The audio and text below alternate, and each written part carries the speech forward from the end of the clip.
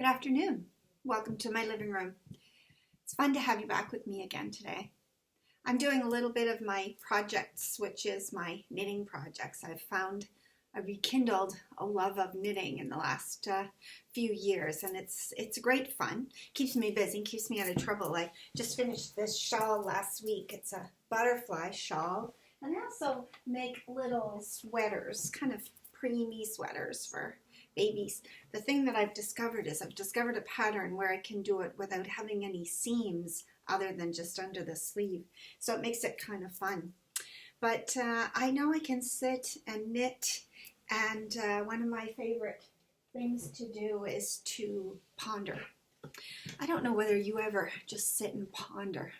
Our world seems so busy, at least it did until we ended up in this COVID isolation, social distancing, and how the world just completely shifted in the first quarter of 2020. I remember working last year with the concept of my 2020 vision. What was my 2020 vision? What did I see it as being? And as we all have figured out, it's nothing like we planned it to be. So that is where we are today. It's now May the 13th today, and I am simply enjoying making and posting up some simple videos that are just some thoughts and some ponderings. I like to write, but I also like to share who I am in person, in the flesh, and so I'm enjoying spending some time on these. So I hope maybe that you might subscribe to my channel so that you can receive more videos from me, or I'm always available to you if you want to contact me through email or my various Facebook pages. I'd love to hear from you. One of the questions I just had a conversation with a friend of mine is around befriending death and looking at end-of-life care and who we are when that comes into our world. Most of us are not ready for it. Most of us avoid thinking about it if we can. Most of us set it aside, and I've often been accused of being morbid because I like to work in end-of-life care.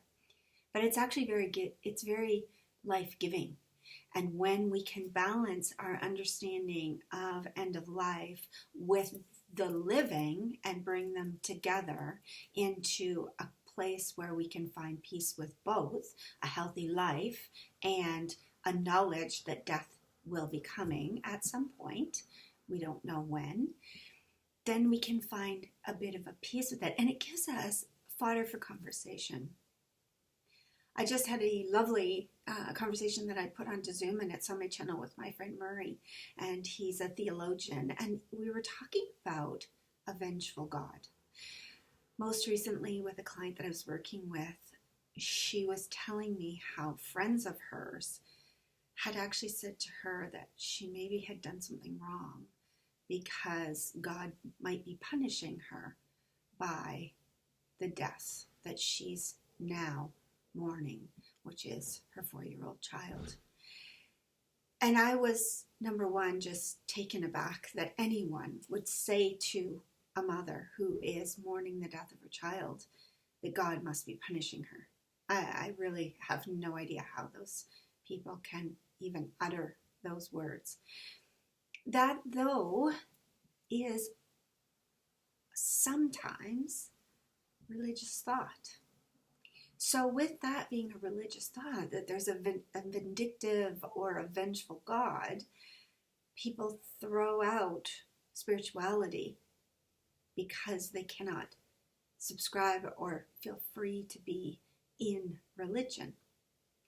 So I just want to take a minute this morning to talk about some terms that we use and that we hear and that people wonder about maybe, and see if we can come to an understanding and see if I might be able to untangle a little bit about spirituality. So when we talk about spirit, it is actually coming from the word breath. It comes out of the Hebrew word of breath, which is ruach, and that is also known as spirit. So it comes out with, when we speak the word spirit, we're with breath. We're in spirit. So our spirituality actually comes from the very depths of our breath. And we need breath in order to live. So to be in spirit, or practicing spiritual practices, or being in spirit, we are therefore connecting with the very breath or life force of our body. And often in meditation practices, they take you back to the breath and get you to sit in breath. We also talk about soul. Where's our soul? Who is our soul? Are we soulful? We talk about rhythm and blues being soulful music. We talk about people being old souls. And again, what does that mean? Well, soul is talking about being from the depths of you, from the very deepest part of you as to who you are. I've quoted often a former moderator of the United Church of Canada, Peter Short, when he said to us one day, behind every set of eyes is a soul at work. And that quote has stayed with me for so many years, because every time we look into the depths of someone's eyes, we're looking into their soul. We're seeing who they are very deeply. So when we talk about spirituality and soul work and being present to the divine energy, I want you to just take a few minutes to think about, what does that mean to you? What is the deep meaning of that? How is it important to you to be connected with the deep inner part of yourself? We live in our consciousness, which is a very small part of who we are. And we hear about the unconscious mind, which is the depths of that which we don't control necessarily. And it's a part of us who lives within, that keeps our heart beating, keeps our nails growing, keeps our breathing intact. It blinks our eyes. It looks after us when we're sleeping, brings our dreams. There's all kinds of things that the unconscious mind takes care of. So when we are part of that, we are then in tune with our spirit.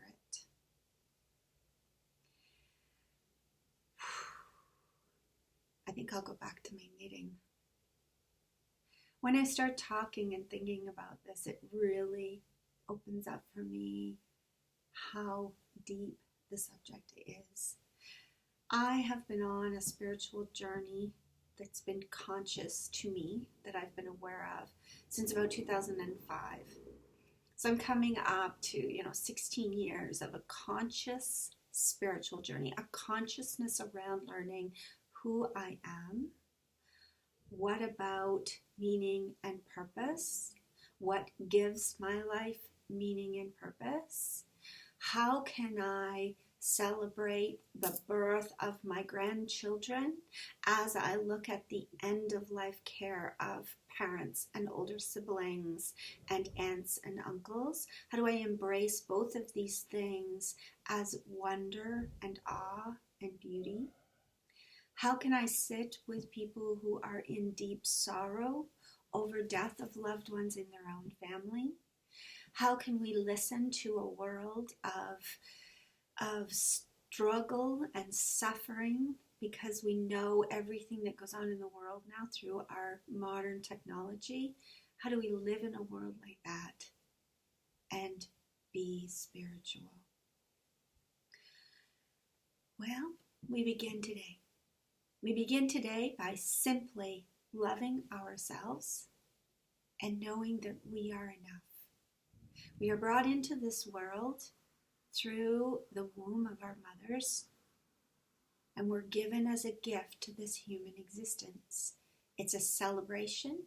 It was a celebration when we were born. When I was born, my mother said she almost jumped over the moon because I was the first girl after she had birthed 4 boys. So that's my claim to fame. My sister was 17 years old and my brother was 15, and the 2 of them were young adults when Mom brought home this little baby and laid it on my brother's chest. And as he looked down at me, he looked up at my mom and he said to her, "What's wrong with her face?" Because I had the little white pimples on my nose. And to this day, my brother, who's now 75 years old, still says how insensitive he was because my mother burst into tears because she was so proud of this little baby girl. So as we spiritually and consciously live in a soulful existence, we do so by starting within our own heart. We learn who we are, and then we can begin to take in the world around us. What is your worldview? How do you see things? How do you look at things? What's important to you? What brings meaning to your life? As a grief worker, as a death doula, as an end-of-life caregiver, I want you to understand how precious life is and that life can be joy-filled simply by paying attention to conscious living. So for now, I'm going to go back to my knitting. I actually dropped my other needle when I started this video and I didn't bother getting down to pick it up. So I can't even start knitting while I'm talking to you because I don't have my other needle. But I'm going to go back to my knitting and I'm going to enjoy some quiet music. I've got some bread rising because I'm having some fun with making bread. I bake things, I'm making cards, and I'm living each and every day knowing that I am enough and that I am spiritually in tune with myself and that my soul is hungry for more. How about you? Bye for now.